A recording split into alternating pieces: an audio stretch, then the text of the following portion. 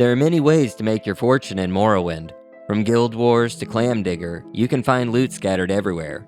But the highest concentrations always come with some strings attached. A shopkeeper turns around at just the wrong moment, or a guard happens to walk around the corner while you're fiddling with that lock. But there are always ways to avoid those awkward moments. Invisibility is okay for window peepers or some weirdo in the bushes. Dressed yourself, I see. But for our waffles, It is a sick one. a more elegant solution is required. What we need is Chameleon.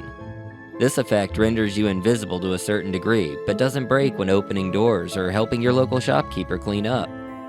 Today, we're going to be picking up the best 2 cloaking devices in Morrowind.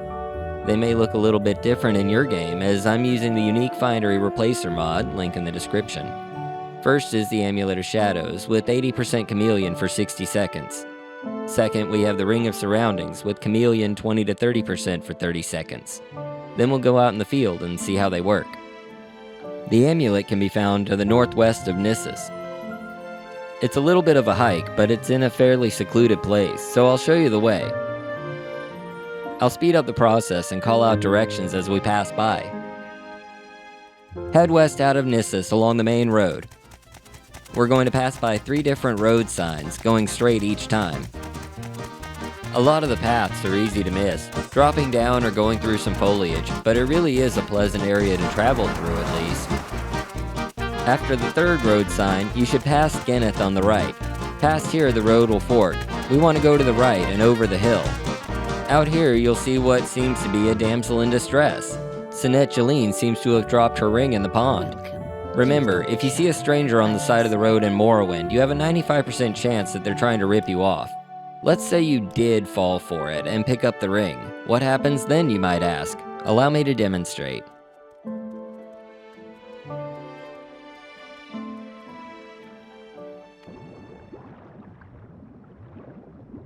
No good deed goes unpunished, Outlander. Azura herself has to come explain to you how dumb you are for falling for this trap.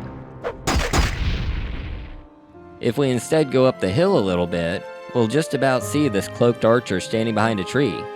This is the real target, Tavenu Tedrin. She carries the Amulet of Shadows, and so she must die. You will die! A couple of frost scrolls should do the trick, and then we'll have to deal with her friend as well. Sinet has a poison dagger and ring. Thankfully, Waffles has beast blood, so we don't have to worry about that.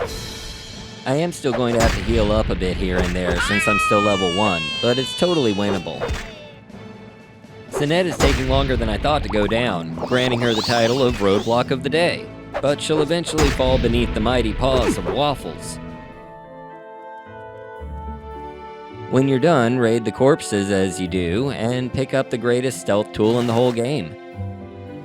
Let's see what this little necklace can do for us. Again, this is the single strongest chameleon effect found in the game, excluding things you can craft yourself. The Amulet of Shadows will always give us 80% chameleon, but we can do even better than that. Now we're headed to Pelagiad, and a familiar locale, the Dren Plantation. No freeing slaves or mass murdering today, though. Our focus is the Ring of Surroundings, found in Larolethri's chest in the Tower Shack. Thanks to the amulet, we can get away with this with very little chance of detection. The lock on this box is only a level 30, so no big worry if you don't have a fancy unlock ring. We covered that in a different video. Also, don't forget to disarm the trap before you go opening the box. Inside, we find the second piece to our invisibility kit. If you're coming in without Chameleon already, you can hide in the corner and wait until he turns away to steal this little beauty. The Ring of Surroundings has a variable magnitude of 20 to 30% Chameleon. In practice, it will grant you Chameleon for somewhere between 21% and 29%. Generally, I get about 28% for reference. This may or may not give you over 100%, however, as the stacking of chameleon effects is still not fully understood, because it's impossible to isolate and record the proper data to make a determination. TLDR, it could stack together to be at least 100%, or you may get 28% of the remaining 20, leaving you at an overall 94.4% chameleon effect. Okay, math class over. Waffles is broke after all this, and there's a house full of loot just waiting to get got. So let's go visit our old target, Orvis Dren. His bodyguard is normally around here somewhere. Looks like he has good instincts. He's guarding his boss. Must have heard there was a cat in Dark Brotherhood armor slinking about and put 2 and 2 together. No matter, with our new toys, we can steal the skooma from under their noses if we so choose. Taking the gold off the desk is easy. Let's go check out the armor selection upstairs.